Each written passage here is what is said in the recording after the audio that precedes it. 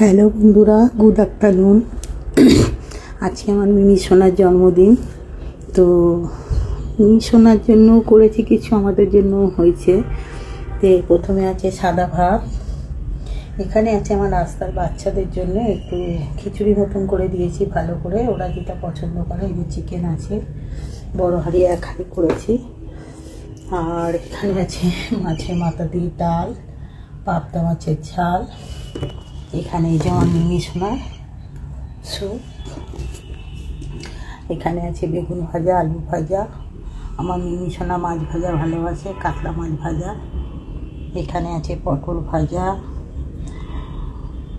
আর কাঁচকলা ভাজা, শিম ভাজা, এখানে চিংড়ি মাছ ভাজা, এখানে চাটনি, আর এখানে চিংড়ি মাছ দিয়ে ছোলা মানে মুসুর ডাল বেটে বড়া, আর লাস্টে আছে সিমের পায়েস।